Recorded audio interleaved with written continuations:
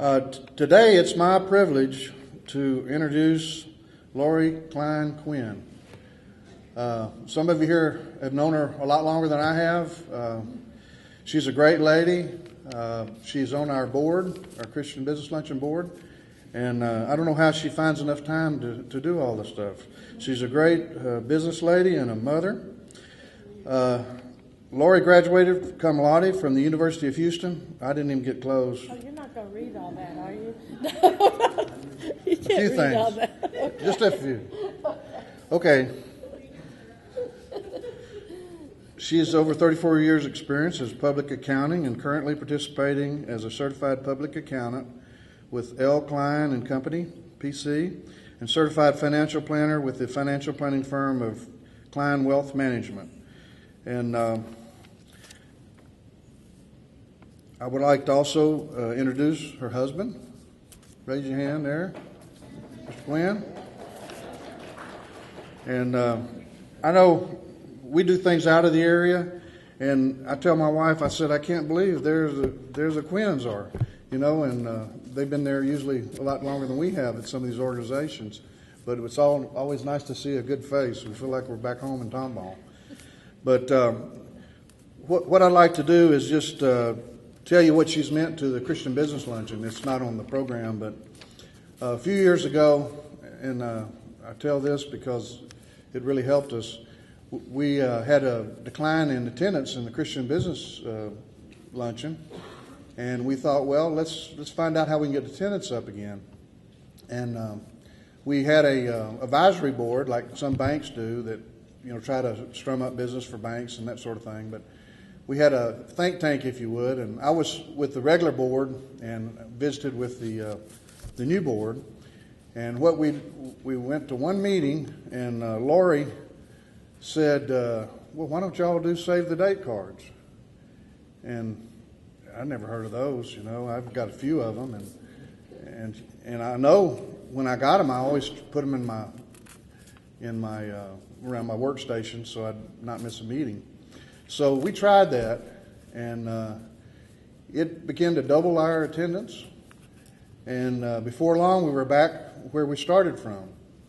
And it's important to keep attendance up. I mean, we don't really, not that familiar with, or not, don't put that much importance on numbers.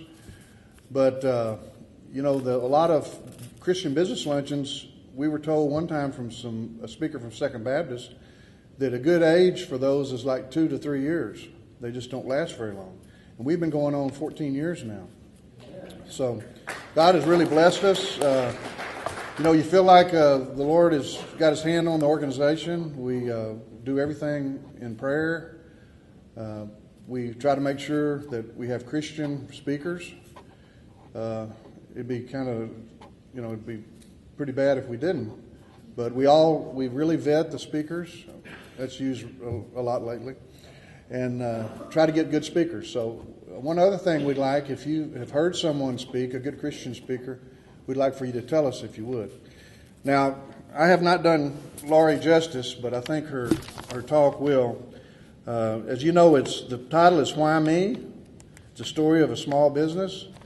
And I was just telling Lori, I love titles like that where, you don't know what it is, but it wonders, man, I've got to go see that. So without further ado, I'd like to introduce Lori, if you don't know her. Thank you, Lori. God bless you. Thank you for who you are. Thank you. Okay. When I was asked to speak, I do give a lot of speeches, but I have to pick this up, don't I? I'm rocking around. Okay. I do give a lot of speeches and luncheon things, but it's always business. It's income tax laws, it's retirement, it's estate, it's Social Security, long-term care. All of those things are well within my comfort zone. This is not. This is not in my comfort zone to get up and talk about my story and what has happened in my life. But the Lord, you have to be quiet and listen. And when I was asked to speak, my first inclination was, what? Oh, no, I haven't done. We've had such dynamic speakers that have changed the world. And I haven't changed the world. Why me? And then clearly what I heard was, because I'm pushing you out of your comfort zone. So that's why I'm up here. And my small business is no different than anyone else's small business. My experiences are no different than anyone else in this room. So I'm just going to tell you my story of how I got to point A to point B. Well, I was born in Tomball. I am an original Tombolian. Doc Graham, I think I was one of the first 10 children that Doc Graham delivered. Mother always liked to tell the story that the group of leaders, city leaders, had asked Doc Graham to come into Tomball because we needed a doctor. And then because he was so new, no one would use him. And he said, right, and so he said, Jonette, he's going to deliver our children. He said, okay, if there's something wrong with them, it's on you. So we all turned out fine. My father was Howard Klein, and my mother was Jeanette Kleb Klein. So being from a Kleb and a Klein and growing up in Tomball, related to Tices and Middlesteads and Hillegeist, we actually had to check family trees before we figured out we were dating our second cousin. So, it was a small town, and you had to watch that. But we were raised in the church.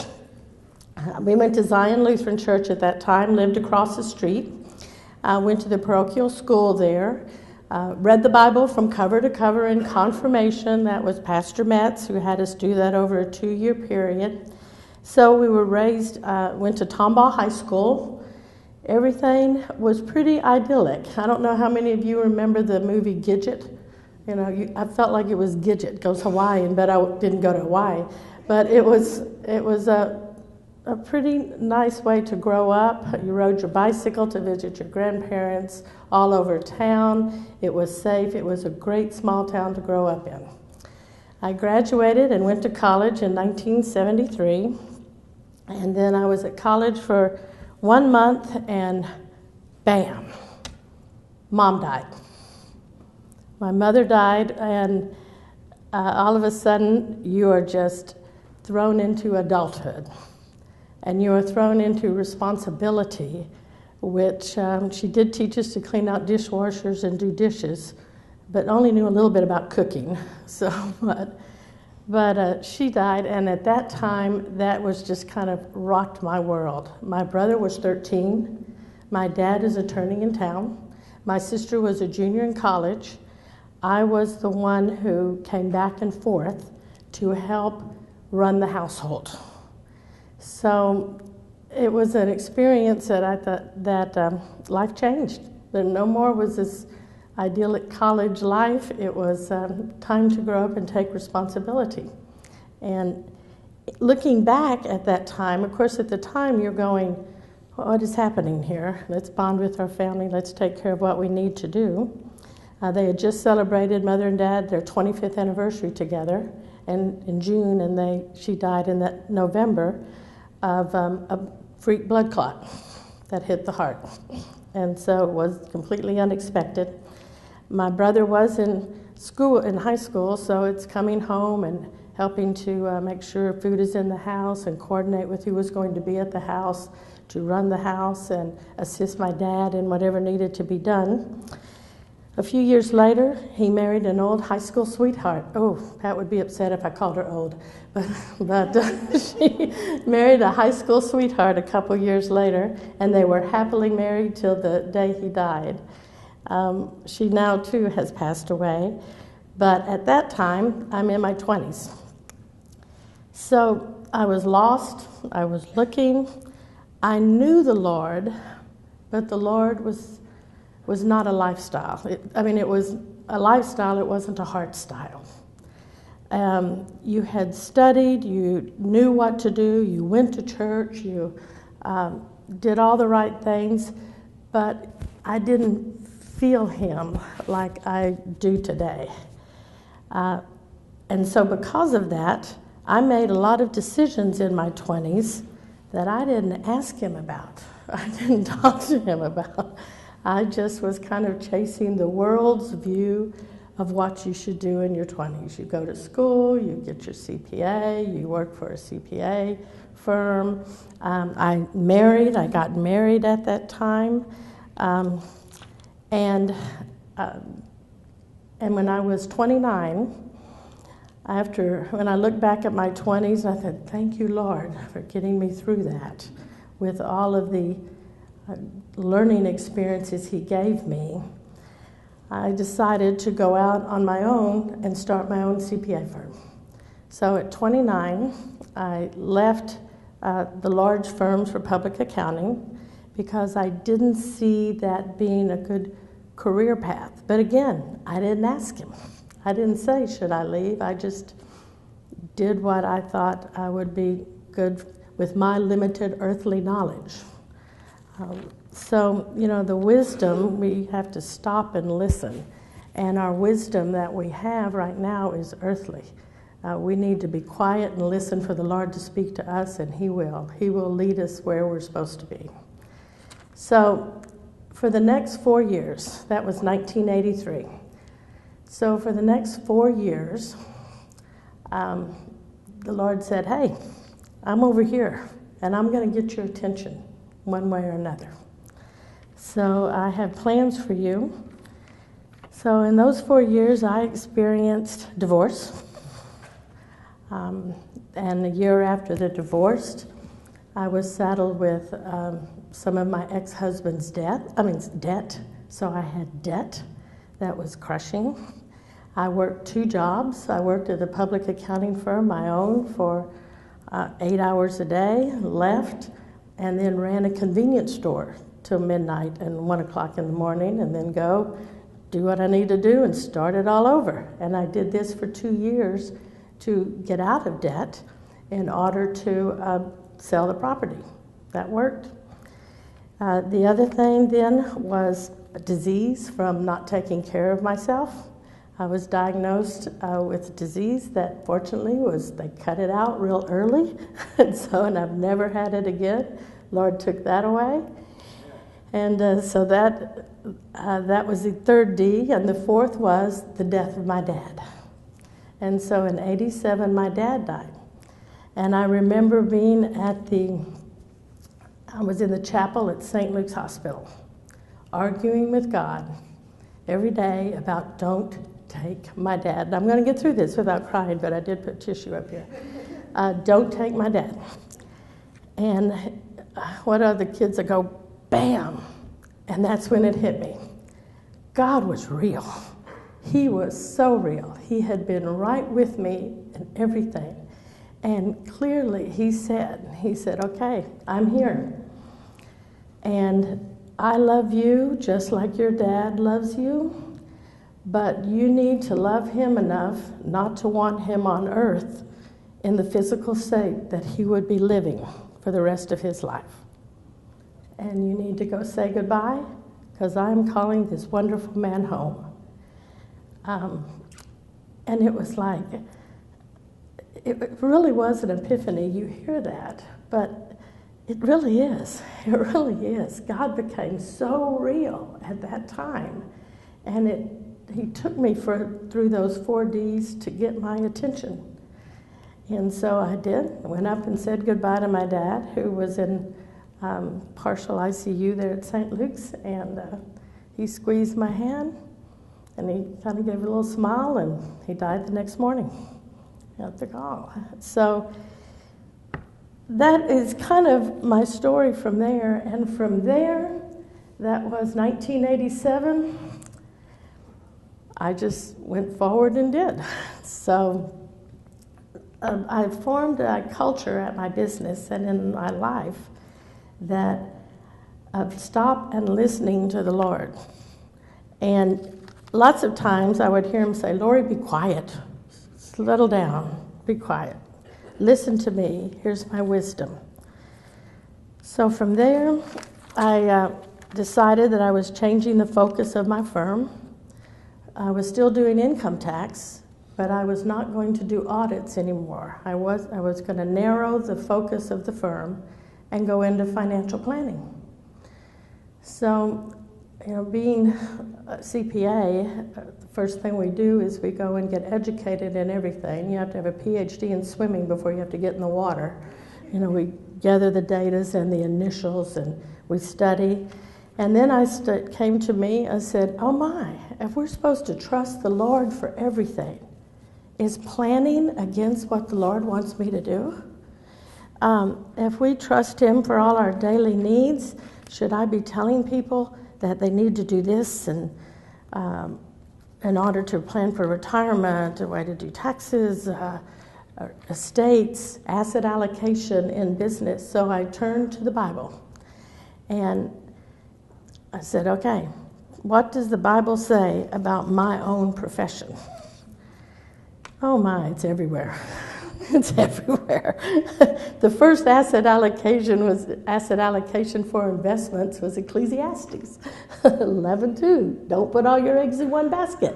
Otherwise, if the basket breaks, you've lost all your eggs. So that's the same way with investing. It talks about savings in Proverbs. Psalms is debt. Budgets, record keeping is all in Proverbs. Contentment with your life is in Hebrews. Psalms is talking about seek wise counsel, work hard.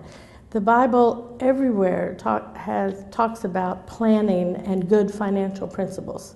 So armed with that, I said, good, I feel like I'm doing what the Lord has called me to do. So, and next year, we celebrate 35 years in business.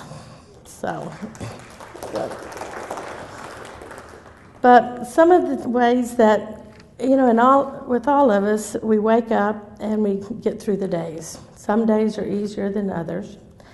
But one of the things that I always want to do is start my morning with the Lord. I feel if I don't start my morning with the Lord, then I have put somebody or something else in place of Him that morning. And so when I get up, there is a book that I brought copies for everyone over on that table. It's been around this is kind of torn up and beat up, but I brush my teeth, and then wherever I'm going to have my quiet time, everybody choose their own quiet time, please. And I sit down, and they have little vignettes, like today is Guardian Angels. You are mine. Once I have set on you my stamp and seal of ownership, all my hosts throng to serve and protect you. Remember that you are the daughters of a king. Try to picture a bodyguard of my servitors in the unseen, waiting, longing, efficient, to do all that is necessary for your well-being today. Feel this as you go through the day. Feel this, and all is well. It's from God Calling, and so I make sure, and I have that, even we travel with this book, because before we leave to the hotel and what we're going to do, we said, okay, it's time for family devotion. And it takes about 30 seconds or a minute just to refocus that this is the day the Lord has made. And you need to start your morning with the Lord. The other thing I like is contemporary music. I almost had it blasted in, but then I thought that would be too much to have contemporary music blasted in for those. But I make sure the radio's on 89.3. And yes, I do listen to a radio. 89.3. I don't turn on the talking heads. Don't want any talking heads in the morning. By the time I get to work, I'm inundated with all of the news of the day. So I want that quiet time to start my day. And so that's just a suggestion for any of us. Start your day serving with the Lord. And then you ask Him, okay, He tells you to be quiet, listen, read, pray, learn. And what do you want to do with me today? I know I have these appointments, I need to do this. But you ask, what do you want me to do today? What do you want to do through me today? And He will put you where you need to be. And so to use us, and that's what we're here for. That's what we're here for. But I know that I feel like I am preaching to the choir, because all of you know all of this, that we are here to serve Him, we're here to serve our families, and we're here to serve others. And so in the things that I have chosen to do, that's what I have tried to carry out. The Lord has blessed us. I met my wonderful husband. Actually, I'll probably embarrass him with this story, but being single for a long time then, I remember coming in from a date, throwing myself on the bed, saying, Lord, I am so done with this. I am through with this dating world. If you want me to meet somebody, you're going to have to drop them in my lap, because I'm not even doing my nails. I'm done. So, and it was the next week, I was asked to do my first and last 10K, which was running from downtown to the Astrodome in the rodeo run, with a group called the Grasshoppers from Willowbrook Rotary that wore grasshopper hats on the heads. And I happened to be the last grasshopper of 5,000 runners. And the police were behind me talking about wanting to reopen the road, and I'm not getting out of the center of the road. And I saw this grasshopper come back, and it was David, and he came up and he said, come on, I'll pace you in. And he paced me into the Astrodome, and then he asked me out. And that was it. We were within a year. It's been 27 years. I didn't think I would be able to have children because of what had happened with the disease earlier, but the Lord blessed us with 2 precious girls that are now 20 and 23. We have 4 wonderful girls in our blended family and 6 grandchildren. The oldest daughter just adopted 4 foster care. They live in Ohio. So we have another grandchild coming? Oh, and a great-grand. You tell me now? So, he's surprised. Oh, and a great-grandchildren. We have a great-grandchild coming. Yes, end of July. My instant daughter's husband's son. So, a great-grandchild. So, that's right. So, some of my favorite Bible verses, of course, are Psalm 31, 14 and 15, that I trust in you, Lord, because my times, good times and bad times, are always in your hands. And Philippians 4:13, I can do all things through Christ who gives me strength. And those are 2 that have meant a lot to me. Let's see, I think that is all that I had. Building a business. One of the cultures of building a business is you can't build a country, a family, or a business unless it is built on truth. And the ability to live and tell the truth is what makes us human. And we have to keep our promises, and then we rely on the promises of God. So in building a small business, that has been the culture. We are fiduciaries for each other. We are here to serve each other. You must be honest. You must tell the truth. And you are working for other people, not self-service. And when you put aside Jack Fry said, I spoke one day and I asked him to come and speak to one of our team meetings at work we were having. And he said, when you start pursuing one of the 3 P's in life, which is popularity, possessions, or power, you have gone off track, and the Lord will get your attention because He wants us back, and He loves us, and He will do what He needs to do to keep us close. The devil is strong out there. He is, he's after Christians. He has the others, so he's after us, and we have to bond together and spread the word about His love, because even with all that's going on in the world, it is such a peaceful, joyful day, knowing that He loves us just as our parents loved us, or our spouses loved us, even more. He loves us. He doesn't want to see bad things happen to us. And when those things happen, He helps push us through and get us through to be used for His good. When I look back at what went on in my 20s, being an orphan at a young age, I think it has made me a better person and better in my profession, and it has brought me close to Him on a daily basis. I'm a complete work in process. My husband will tell you that. I am definitely a work in process. But that is what has brought me in my small business, is to, that's my story of my business. Thank you.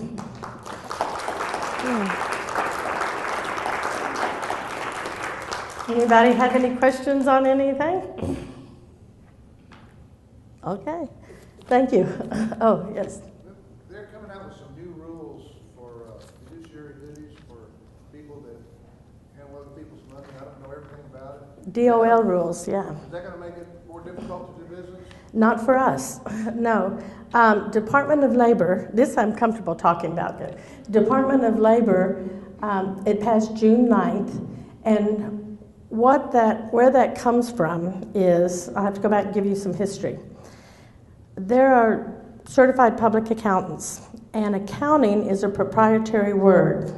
So unless you're a CPA, you can't use the word accounting in your profession.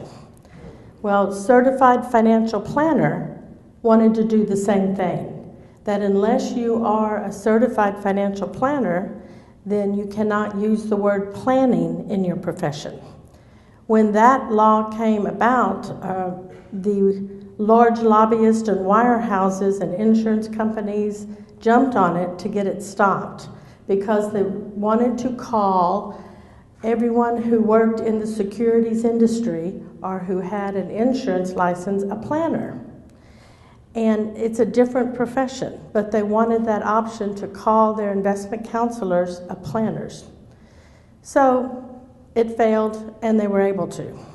Through the years, and I want to say, there's some great investment counselors. I don't want to badmouth any type of investment counselor or anyone that financial representative or planner that you have a relationship with. But through the years, there have been some abuses. Madoff, Stanford, where they did not put their clients' needs first. And they did not act as a fiduciary. It was looking more at how can I get the most out of this relationship, not doing the most for your client. And because of that, the Department of Labor stepped in and said, okay, guys, we're going to regulate you. We're going to pass this, that you must have a fiduciary responsibility with your client, that you need to let you know what everything costs, what the options are, why this recommendation is happening, and all that needs to be disclosed. You need to, you cannot manipulate because of your knowledge that everyone who walks in looks like a life insurance policy. If they need a life insurance, get a life insurance. But, yes? So how would they be able to secure this? Is that done through a bond or something? No, it is probably the large wirehouses have already changed the way that they're having their people do business. We have always worked fee-based, or hourly-based or fee-based. We did commission things at the beginning, but when a CPA goes into this, I went into the financial planning because it was an offshoot of caring for our clients. And any type of invest in or product is nothing more than a means to achieve the goal. If you don't know the goal, how do you know what's right? So, and that is now, that has to be documented, that all financial planners who call themselves planners have to have documented evidence that you have discussed goals, that you know your client. So nothing you recommend is going to be not in their best interest. So is that affidavit based? They're doing the forms now. We have seen several letters that have gone out, that people have come in, that some of the large houses have said, hey, you're going to go fee-based, no more commission work. And what they're doing, they're cutting or stopping a lot of the commissionable products out there. They're also pushing to get insurance licensed people who do things like fixed indexed annuities and such, securities licensed, So they'll be under the FINRA, which is our governing body with the U.S. government. So a lot of the free Perry lunches and stuff will go away.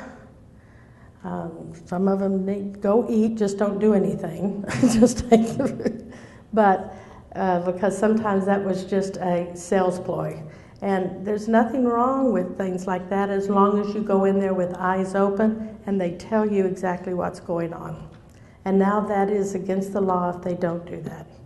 And that starts as of June 9th. So that's how that's going to change. And if you have a great relationship with your planner, honest individual, it's not going to change much. It'll just be a little more paperwork.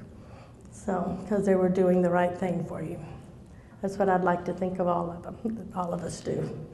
So, taxes, they're going to lower corporate taxes. Yay, hopefully. We do. Retirement, estates, Social Security, long-term care. Okay. Well, thank you very much.